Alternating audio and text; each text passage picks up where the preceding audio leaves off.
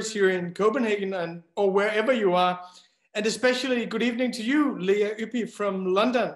We're so grateful that you want to spend 45 minutes of your Friday evening with us. Thank you so much for being with us. Thank you for having me. I remember a couple of years ago, we were doing a series with interviews with European intellectuals. And most of the people that we were interviewing, they were people that we interviewed several times in the newspaper before. And we are always very appreciative of people who want to spend time with a small paper in a small country. So I knew most of the names, but there was one name I didn't know. And that was our correspondent in London who told us that he found the most fantastic socialist from Albania. And I never heard of that socialist before. But then our editor of the foreign desk, she was on vacation. So I was editing the interview when it came in. And I loved every sentence of the interview. I was so inspired, and meeting someone who had the starting point in Enlightenment ideals, obviously knew her Marx as well, could talk about socialism and revolution and democracy, and had a strong emphasis on principles and agency at the same time, which is something that I was very impressed by. So after that, I bought your books and I was even more impressed. So ever since that interview we did with you, I wanted to make another interview with you. So thank you very much for being here with us. Thank you. It's wonderful. It's wonderful to speak to you. I would like to ask you first about the book that you're writing currently, because I realized that you're writing something that I thought was an autobiography. And it scared me a little because you're younger than I am. And I didn't know that I had the age of writing an autobiography yet. But it's not an ordinary autobiography. What is it for a book that you're writing right now? Well, I mean, it is in some ways an autobiography, but in other ways not. It's a book about my first 18 years of life. So it's an autobiography of early childhood and teenage years.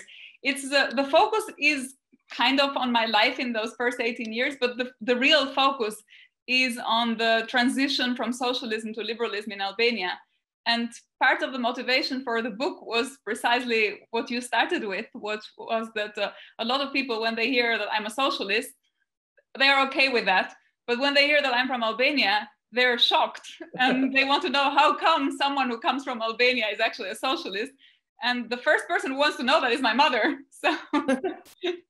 So I had to write a book to explain how come that even though I come from this communist society, arguably one of the most isolated, repressive communist societies in the world, one on which not many people knew very much about until very recently, how come someone like that can become a socialist?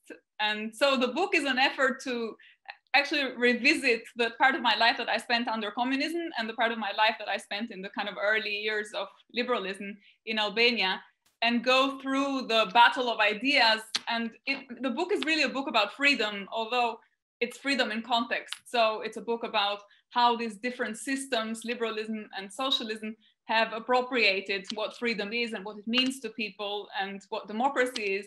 And I'm trying to talk about the ways in which it was articulated in these different contexts and how people saw it, the illusions, the disappointments, the kind of betrayals that came with that. And so the life is only the context in which I'm hoping these larger questions around what freedom is, what democracy is, what it means to be unfree under a particular structure, whether it's liberalism or socialism, what that means for our lives. Just one more question about the book and your biography. Were you a socialist before you left Albania to come to the UK? No, I wouldn't say so. I come from a dissident family in Albania. My family, and this is also part of the story in the book, although my grandfather was a socialist, he went to prison for 15 years under communism, and my parents were very much on the sort of dissident side. So that shaped that dissidence, but I didn't know that because, of course, when we lived under communism, I wasn't told that my family was dissident because it was a very censored society, authoritarian. So the book, part of it, half of the book is about how you could live a very happy childhood in a very unhappy family and not know what's going on around you and just see the world with the eyes of a child who just experiences things for the first time and, you know, takes for granted things that we now no longer take for granted, takes for granted anti-imperialism, for example, or takes for granted, you know, capitalism, knows what capitalism is at certain level. So I guess to answer your question, was I a socialist? No, I was not a socialist when I started university. But I had also already lived enough years under liberalism to kind of experience through my parents the disenchantment of these first years. And so the second half of the book is actually about what happened, how the transition was managed, and the kind of the promise of liberation and the disillusionment that came with that. So I guess I had some socialist theory as a result of my upbringing, because I went to school and I was taught all these things. And then I had a lot of disappointment with liberalism. And then these things somehow came together later in life and created the product that I am now, I guess. We'll return to that question later, because I'm always very curious today when people say they're socialist and they just refer to either social democratic project or refer to liberal ideals that are not realized through liberal institutions. So I will return to later. I'll ask you how you define socialism. But first I want to ask you, from your perspective, what you have learned or what are your reflections on these last 4 years of Donald Trump?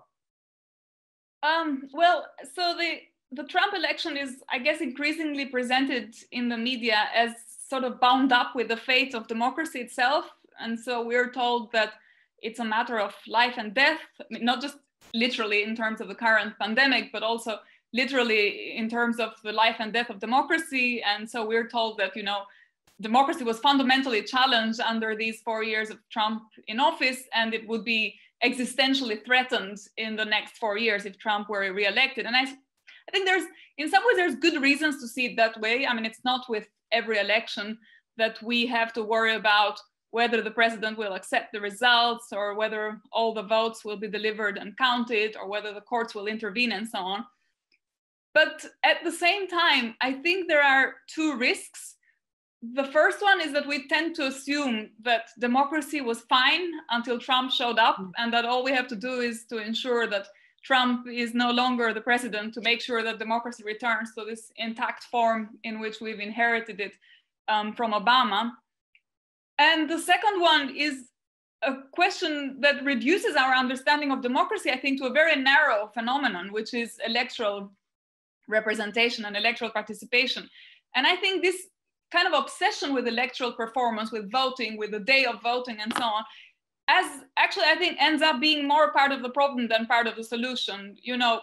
The Swiss philosopher Jean-Jacques Rousseau used to say, talking about British citizens, that they're free only one day every so often, that's election day, and then the rest of the lives they return to being slaves. And I think that's kind of true. I mean, we have this promise of, elections, everything that is around elections is about bringing us freedom or liberating us from the kind of fundamental threats that we face. But I think on the other hand, some of the countries that we consider the most advanced democracies in the world, the US is one of them, are very much in their baby steps, if they can be called democracies at all. Because I think, the kind of disproportionate attention that we pay to both the moment of voting and to the individual figure of who we vote for is actually in contrast with the amount of attention that I think we should be paying to the processes and the trends that take us to where we are. So I think to just make a long story short, I think, of course, we have reason to worry about the fundamental threat to democracy that Trump brings. So voter suppression, we have reason to worry about the fact that people that their votes won't be counted, or that the ballots won't arrive on time, or that the court will intervene and so on, all the things that people are talking now about when they talk about the Trump threat to democracy. But I think just as we have reason to worry about voter suppression during election day, we have reason to worry also about people who never turn up to vote because they have lost faith in the system, or because they never had that faith in the first place, or people who can't vote because they're not allowed to vote because they're either immigrants or people with, serious criminal convictions. So I think we have, in that sense, no more reason to worry about the postal system, which is an immediate threat to the election results and to the democracy, than we have about the kind of long-term sabotage to the health system or the education system or the criminal justice system, which is responsible for the fact that people don't turn up to vote at all, or that they're so alienated and so disenfranchised from the political system that they don't think that there is any point in actually going to vote and believing in elections. So I think, and these other phenomena, I think are not phenomena that manifest themselves just on election days. They're phenomena that accumulate for days, for weeks, for months, for years, and they contribute to the kind of alienation and political disaffection that leads to the election of people like Trump. So my impression is that in the 4 years that have gone by, and this is in a way, my assessment of the Trump tenure, there has been a kind of disproportionate amount of attention to the person of Trump, and not enough attention to trying to understand the underlying causes that have led of the Trump phenomenon. And what I mean when I talk about the Trump phenomenon is the rise of the far right that Trump himself has legitimized, and also not enough attention to understanding how come that after this big promise of the progressive movement with Obama and so on, someone like Trump, who is the exact opposite, the polar opposite, who wants to be the polar opposite of Obama, could emerge and find the degree of support to control the most powerful country on earth. So I think there's a risk that when we obsess with the figure of Trump, and when we turn the election into a kind of Trump plebiscite, we legitimize that which Trump himself has been trying to legitimize all along, which is the sort of personalization of power. I mean, this has been one of the main features of the Trump administration, has been to kind of turn the offices of the state into a kind of question of private management. You know, he's put his advisors in his key members of his family in key government positions. He tried to run foreign relations in the way in which one would run one's private salon. And so in every step of the way, he's tried to marginalize or to disregard procedures in favor of the individual, in favor of ad hoc interventions. And my worry is that with the election, both with the assessment of the past 4 years and with how we're reflecting on it right now, which is sort of a moment of heightened sensitivity to the question, is that if we focus on Trump, the man, rather than the kind of phenomenon that Trump represents, we risk making ourselves unable to understand that phenomenon when it kind of rears its head up again 4 years down the line, if another Trump-like figure, possibly an even worse Trump-like figure, comes back to the fore in the best case scenario, which would be having a 4-year democratic tenure now.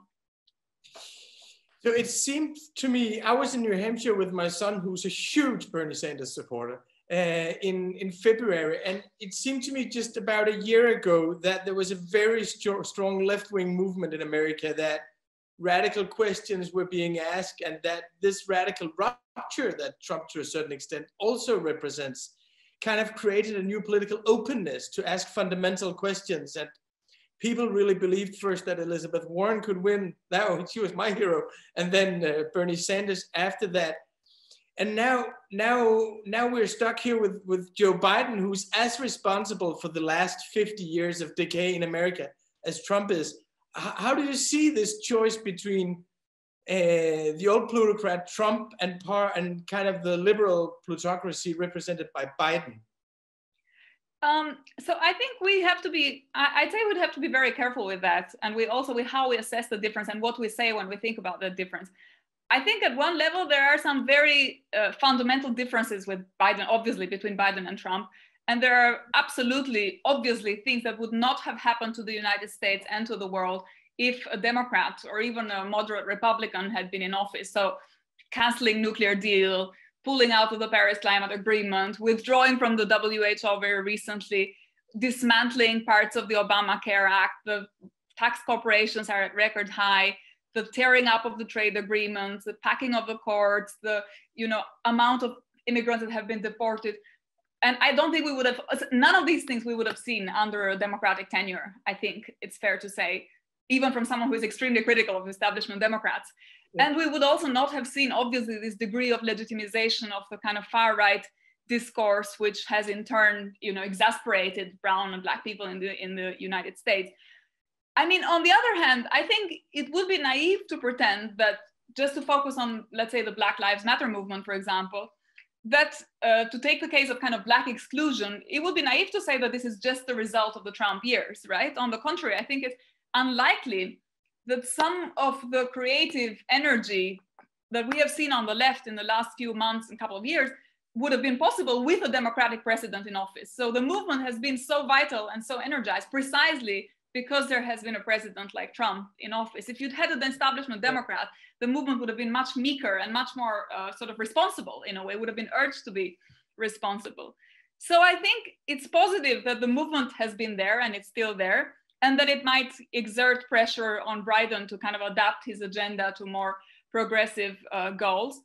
But I think there is also a risk that if Biden wins, that parts of the more grown-up, responsible, sort of democratic, bureaucratic, institutionalized Democratic Party put pressure on the left to moderate their demands, to adapt to other parts of the Democratic Party, which are also part of the coalition, because as we know, the anti-Trump coalition is a very broad coalition. It goes from the Financial Times to your son. So there's important sectors of capital which are obviously in favor of this kind of more responsible democratic management of capital. So I think, so I think the risk and the tension is that even if there is a Biden victory, these forces will then come into tension because they also ultimately have different principles and different interests. And so I think, and there will be pressure on the left in America, in the US, from other parts of the Democratic coalition, including large parts of American business, to adapt to the pressures of office, and in part doing that by agitating the specter of, look, if you don't shut up, there will be another Trump or Trump will come back, but the Trump is still there, his ghost is still there, so the ghost of Trump will continue to haunt the left in a way, and to be invoked to discipline it as well. So I think the challenge is to try and shape a kind of broader political vision which can survive these constraints, but also which I think doesn't just look nostalgically at the great American past, or we've been talked about the Green New Deal. I get irritated by the term Green New Deal, because not so much because of the green part, but because of the New Deal part, because I think people don't realize that, of course, the New Deal was progressive in the time in which it happened, but there was also so much exclusion, so much disenfranchisement in American society. And so the constant references to Roosevelt, for example, which ignore the fact that for all the benefits of the New Deal, we mustn't forget that this was the US before the civil rights movement, while Jim Crow laws were still in full force in the South and so on. So I think it's important for us and for the left that we don't just kind of keep trying to find a vision by thinking back about the past of glory that we never had, or about a democracy that was never really fully there.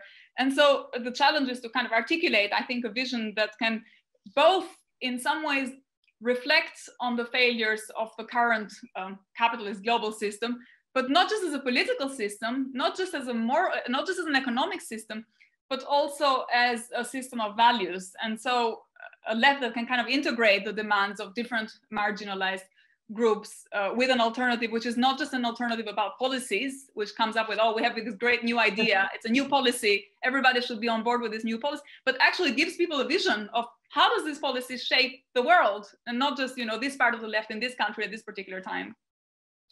It seems to me that there are two ways of looking at Joe Biden. Either he's like the restoration of the Clinton-Obama years, and then now even in a less charismatic and more fragile figure, or he's like the end of the Reagan years. He's like the end of 40 years of neoliberalism. And I think we have both opportunities. It could be that this is the end of globalization of the 90s and the accelerating inequalities. And you see some of the ideas circulating around Biden are quite radical. And I remember after the financial crisis in 2008, when we had all the hopes for Obama, and I really believed in the end of market fundamentalism, the end of neoliberalism. And now I have the same sensation, even Financial Times are writing editorials about, we must look at inequality, we must look at measures that were previously considered socialist, we must open the political toolbox to radical measures. My question to you is, do you think that the progressive movement is more ready now than it was after the financial crisis? That there are more ideas about a wealth tax, a redistribution? Do you think that there's a movement around Biden that seem ready to turn this into a new era? I think you're right that there is a lot of creativity, and you're right that there are a lot of interesting policies that are progressive policies out there. I don't think the left is ready to see this as a systemic change, and I don't think anyone is ready to see this as a systemic change. And so this is why I said at the end of the previous question, I said, for me, it's not just a question of thinking about political power or economic power. For me, it's just a question of seeing a system of values. I think, and so this is why it's interesting when you mention, the Financial Times. Capitalism has always made concessions to progressive movements when it was in trouble, because, how do you survive if you don't make concessions? Basically, you can't. So there's moments after a crisis where it's in the interest of capital to make concessions to the progressive movement. The question is, what do we call the system that we live under, and what are the values that shape that system? And I don't think there is readiness or awareness that this is actually a crisis of capitalism and not just a crisis of, a period in office or particular policies, a particular way of understanding. I think it's a fundamental crisis. It's a tension between capitalism and democracy that keeps coming up cyclically every now and then. It's tamed and then it comes back, it's tamed and it comes back. And I think we are not ready to see this as a crisis of the system. I think we see it as a failure of policy, but I think that is part of the problem, to see it as a failure of policy, even on the sort of most advanced sectors of the left. So when people are talking about socialism, the socialism, which is surprising to me, growing up in the 70s, that socialism has made a comeback like a kind of moral ideal. It's like socialism is something that has all the adventures of capitalism, all the consumption advantages, and offer the same liberties, but then you have equality on top of that. This is how I feel about this comeback of socialism. It doesn't seem very radical to me. It seems to me like a moral ideal. How do you see, what do you think they're talking about when they're talking about socialism in America? I mean, I guess what they're talking about in America is maybe different from how people see it in the rest of the world, especially if you come from, from the socialist experience, actually from a socialist country. You see that socialism is a different way of organizing society. Now, you might say that way of organizing society has had its failures, it's had its history, a very traumatic history, a history that's been traumatic for those subjected. But ultimately, I think it is a system that is not built, and this is the fundamental difference between socialism and capitalism. Socialism is a system that is not built around profit as the driving motive of society and of social interactions. So the idea in capitalism is that unless you enable capital to accumulate, and unless you enable certain groups in society, certain social classes to accumulate capital, there will be no returns for anyone else. And it's a system that is shaped on this asymmetry between the people who own capital and the people who own labor. And the people who own capital are the ones who have a say then on how that capital is going to be distributed, when it's going to be when more of it will go to the workers, when less of it will go to the workers, how the global order will be shaped, and so on. I think, and so I think you're right to say that there is obviously a moral critique that permeates both of them. And in some ways, that critique there's aspects of that critique which I think are common to both of them, which is why I think there's a lot more in common between liberalism and socialism, at least as traditions of political thought, that people take for assume, or that Marxists have admitted historically, or that we sort of take for granted. I think in both there is a kind of concern with freedom. Both systems are worried about, how do we realize freedom? How can freedom be part of our social order? And I see socialism as just taking that concern for freedom one step further than the liberals do. And the idea that, we are in control of our lives, that we have to shape our fate, that we mustn't be dominated by structures or by processes that we have no say on. I think socialism is a body of thought that takes that concern more seriously and that radicalizes it and tries to make it part of a social order at every level, in the economic level, in the social level, in the political level. So that's why the key word is their democratization at all levels. It's democratization of the workspace, democratization of political spaces.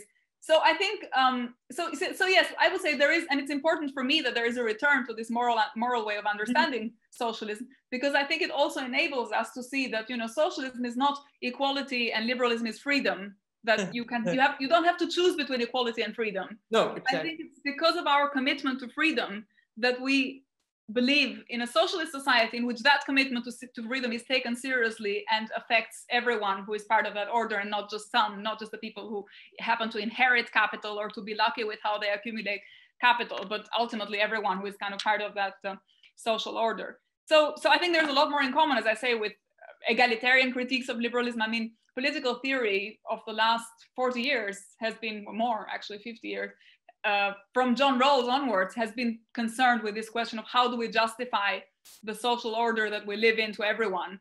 How do we live in a world that we can, what kind of world do we want to live in, and how can we justify that world? So that's a moral question, right? And I think, you know, even liberals like Rawls ultimately concluded that it wasn't that welfare, so not only a liberal sort of laissez-faire capitalism is not a good idea, but even welfare state capitalism is not a good idea because of the kind of inequalities of wealth and power that it allows people to develop and to build on and to make part of politics. So I think, I think I see socialism as very much in that tradition. And yeah, I see it as just taking forward these commitments and then just taking seriously the kind of agency that we need to realize these principles. So I think there's no great disagreement or very small disagreements between liberals and socialists, or at least left liberals and egalitarian liberals, on the question of what does society, what does justice require, what does a good social order look like. But I think there are more important disagreements on the question of what kind of politics is needed to realize these principles. And that's where I think a lot of liberals haven't really woken up to the scale of that challenge, and to seeing that this is about a completely different political order, a completely different constitutional order, completely different legal order, completely different international order. None of it is about finding a policy that works for the next 4 years. I think there's, at the moment, there are people that are socialists or call themselves democratic socialists that are very close to political liberalism. If you look at someone like Thomas Piketty, he's very, very close to John Rawls that you mentioned. His claim would be that the ideals of the French Revolution can only be realized today as a kind of democratic socialism. That you must admit to the fact that the conditions for individual freedom, they are social, and that it's a social obligation to produce these conditions. And I think it's a radical consequence of his analysis that wealth is basically social, that it's something that is granted by society, and you can have a little bit of that yourself, but then we take it back to redistribute it. So my question for you would be, when you have thinkers like Thomas Piketty, or you could mention several others along those lines, saying liberalism does not deliver on its basic promise, thus we need socialism to deliver on the liberal ideas. Do you think that is inspirational for a new kind of socialism? Or do you think that it's like, do you think they're lying about the radicalism that is required by a new socialism? Do you understand the question? Yeah, I understand it. No, I think it's very important. I think it's very important that these ideas become part of the, you know, they circulate and they are embraced by prominent intellectuals and so on. I would say only that what's lacking is a kind of a sufficient amount of reflection on what kind of political organization is required to realize these ideals. So that what we're left with is not just a kind of explaining, well, this is what socialism requires, this is what justice requires, but then the job of explaining, okay, well, how do we then get from where we are to where we want to be, is left just to the institutions that we have and just to the parties that we have or the elites that we have. But I think what's maybe, I would say, difficult is to just realize that there are very strong, and this is what I think a lot of liberals, my friends included, left liberals, don't realize, is how many current interests are stacked against that idea. Yeah, exactly. That, you know, this is a power struggle, and there are very important and very powerful interest groups that are mobilized to defend this precise status quo that we think is immoral, that we think is failing. And so sometimes this is not just the kind of, you know, oh, if we convince enough people, then we will all be socialists. I think to understand that politics is about power, and to understand that a political struggle is a struggle that requires resistance, resilience, mobilization, and so on, is, I think, what we need is a kind of further reflection on, okay, how do we organize then to bring these ideas to bear to the world, is where I think we need to kind of take left thinking forward. We've seen over the last, maybe the last decade, but radicalized over the last couple of years, some very, very strong progressive movements that have achieved results that I did not think possible. Of course, most prominently the Fridays for Future movement that even, you know, put climate on top of the European Union's agenda. So today Ursula von der Leyen is more to the left on climate issues than many Danish leftists would be 5 years ago. You know, I think it's amazing what they have achieved. And you see a lot of different movements. I'm so sad of COVID, because if we did not have COVID, you'd have seen the largest progressive mobilization in the history in the US right now. I'm absolutely certain you'd see 15 million people demonstrating together and mobilizing. And that would have been such a great pressure on Biden. Well, we won't have that. But we know that it's a weapon that's out there and can be mobilized. How do you see the potential for these different movements, Black Lives Matter, Green, the Sunrise Movement, the Fridays for Future, all these different movements, and the Me Too movement, actually, it's very, very important as well here. How do you see the potential in these movements? I think, I mean, obviously, I'm also very enthused by these movements, and I'm also very optimistic that these movements are to some extent also raising consciousness around these really important questions. I would say that it's very important for me that the movements don't actually just stay movements. And in some ways, this was one of the lessons learned from, you know, the pink tide in Latin America, including more recently, people have been talking about Bolivia and the Bolivian revolution, and then the sort of itinerary of the Bolivian demise and so on. And I think one of the questions that emerges when one thinks about that history is that political movements are great when they mobilize, but then when they demobilize, there's very little left from them. And so what is really important is the question that one needs to ask is, how do these movements last? How do they become, how do they obtain a kind of life that can survive their particular contingent moment of mobilization? And this is where I think it's very important to think about the relationship between political parties and political movement and social movement more general. And a lot of my thinking has actually been around this question of how do we make sure that there is productive exchange between the experience of parties that are these machines that are prepared to take office, that know how to run institutions, that have a kind of life that survives the existence, that survives this particular spans of mobilization, like the social movement. But then on the other hand, have a problem because social movements are always much more demanding, whereas parties tend to be co-opted once they're in power. And so on the one hand, you have the kind of the knowledge of experience of institutions and organizational strength and party discipline. And on the other hand, you have these demanding ideals and you have the energy that comes from a movement.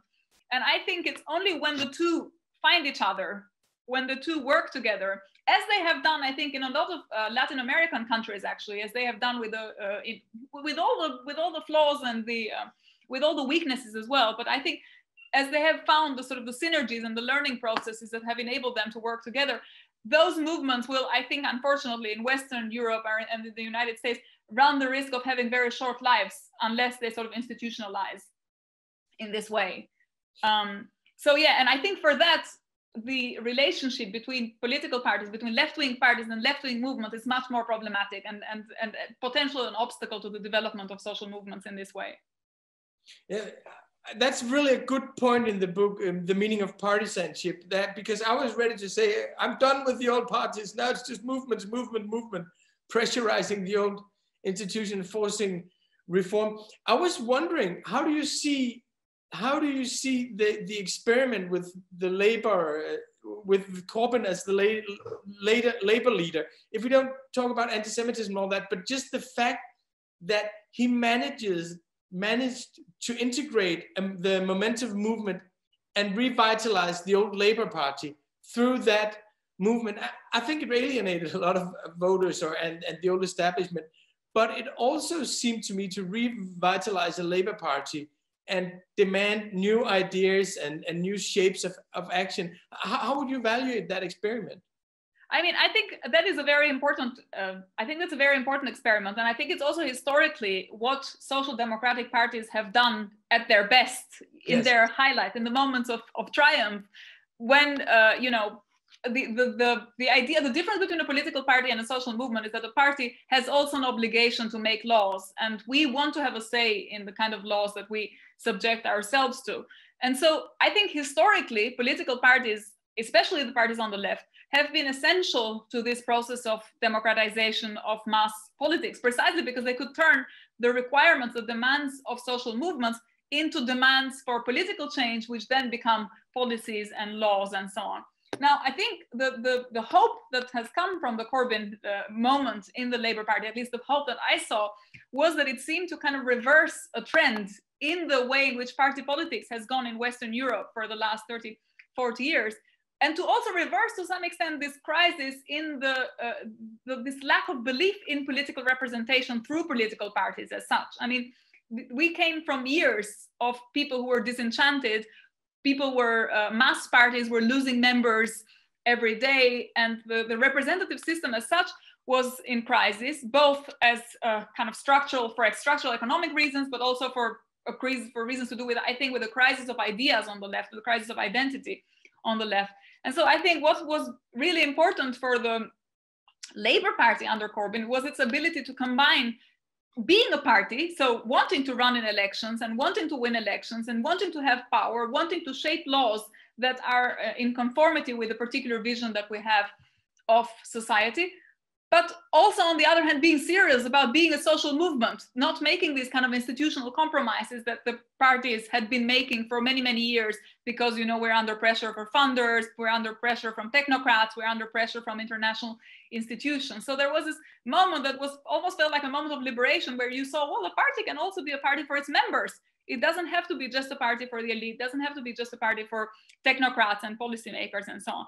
So I think, and that's something like that model is, I think, what we need to overcome this kind of crisis of political representation. We need to ask ourselves, well, what does it mean to have politics without ideals? I think it means the triumph of technocratic managerialism.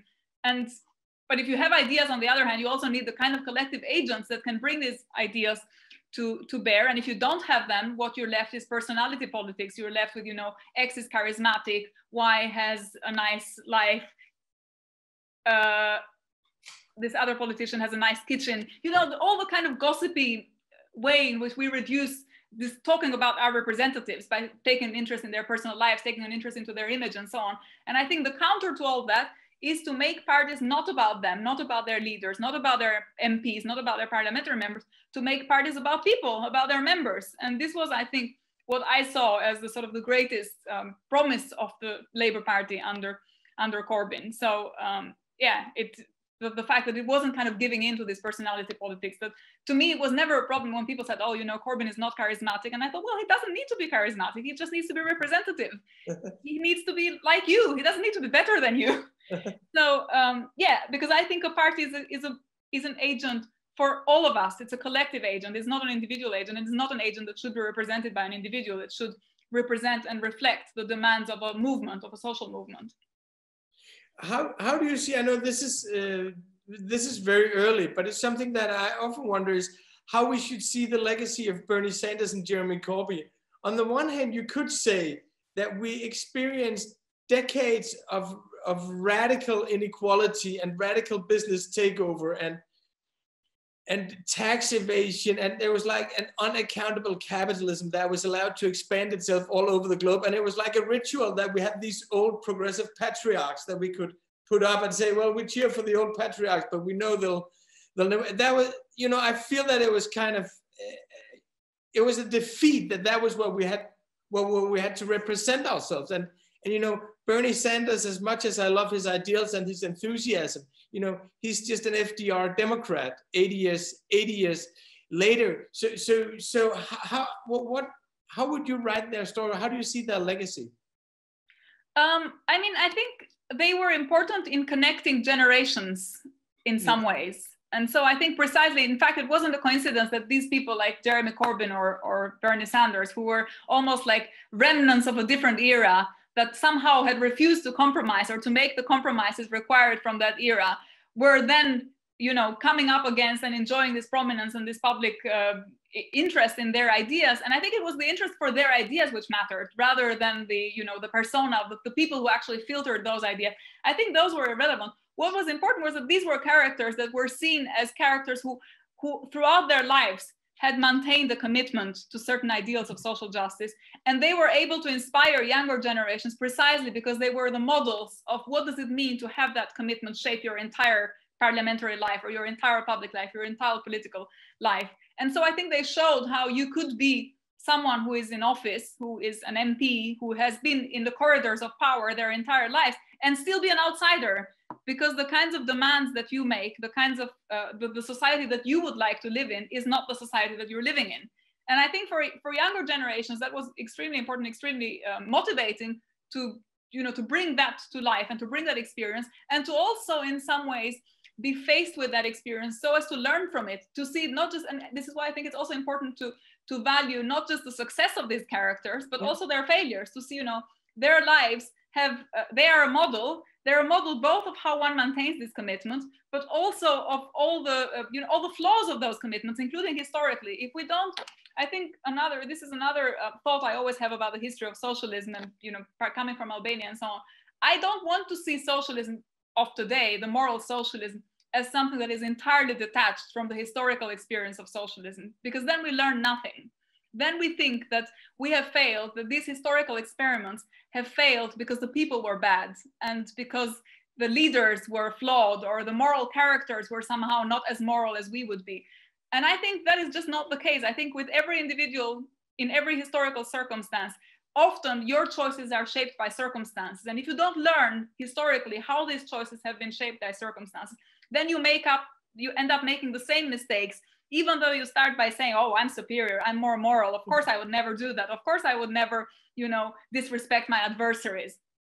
So I think it's really important to see these histories as historical, to see these episodes as historical episodes, and not just as sort of ad hoc, our socialism has nothing to do with Cold War socialism, we are so much better. I think that is such a short-sighted way of looking at the history of socialism. Yeah, and I think there's another point to what you're saying, is that young people became part of a history of emancipation and realized that we are on the shoulders of progress, but also on the shoulders of defeat. And that gives us both hope and realism for the future. I have one last question for you, because time is running. There's so many questions I would love to ask you, but I have one last question for you. When you have very strong principles and ideals for how you want the new world to be a better world, then you always look for places in the real world where you see it's already happening. You know, you want some real world indication of something being realized already. Where do you find hope in what's going on today? What are the tendencies or the actors or the institutions that you think are moving in a hopeful direction? Well, so, okay, I am a Kantian philosophically.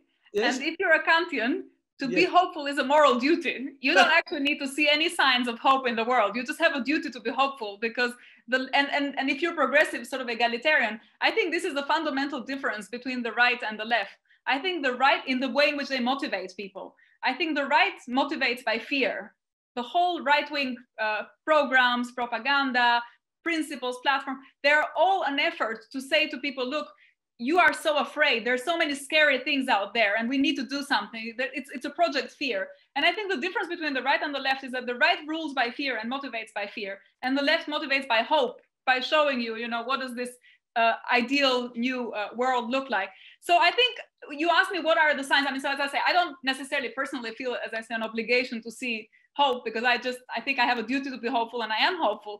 But if I were to look for signs of hope, I mean, first of all, I think the progressive movements, just recently the Bolivian election, I think was a very good example of how a popular movement can actually rise and succeed against all efforts to pervert the project, to discipline it, to put it into a particular trajectory. So there may be, you know, isolated countries in the world, maybe not in the kind of advanced capitalist democracies, but I think there are examples around the world where you see the oppressed kind of raise their head. But more generally, you know, Chairman Mao used to say, there is disorder under the sky, the situation is excellent. Now, that might take the hope too far, but I think we can say, well, there is a crisis. It's a global crisis. We see that crisis. I think we have seen both the global scale of the crisis and the kind of global causes of that crisis in front of us. And we also see, I think, the kind of systemic nature of the crisis. So I think younger generations are able to see all of this. And I think if we continue to reflect, organize, to resist, and then to work towards an alternative, we will all try to make progress. And the more we try to make progress, the more we have signs of progress. So I think that's the kind of Kantian story about progress and about hope. Thank you very much. And from a Kantian perspective, you could also say that, you know, that when the world is coming apart, you are hopeful that something better will emerge, that is the revolutionary enthusiasm with which you see change, that when something is collapsing, you're just delighted because you believe something better will be coming. That's the sign of progress. Yeah, and you also see people who are motivated by the anger against injustice. You see that injustice doesn't leave people indifferent, even if it's not an injustice that affects them personally. Even if, you know, I don't need to be black to be troubled by the plight of black people. I don't need to be working class. I'm not working class to be troubled by the plight of workers. And I think for Kant, that was one of the great signs of progress, was when we see that people, citizens, who are not necessarily affected personally by injustice, are able to rise above their circumstances and take an interest into the injustice and be angry and feel the anger of the injustice against others. That is the kind of powerful generator of political change. And that is what brings you to try and want to live in a better world, not just for yourself, but for everyone, on behalf of humanity, as it were. And that, I think, is also the kind of core of socialism. Well, we've claimed Kant, and we've claimed freedom, and we've claimed enthusiasm for socialism. Thank you very much for spending your time with us. Thank you very much for your reflection and your inspiration. Thank you, Lea. Thank you for talking to me.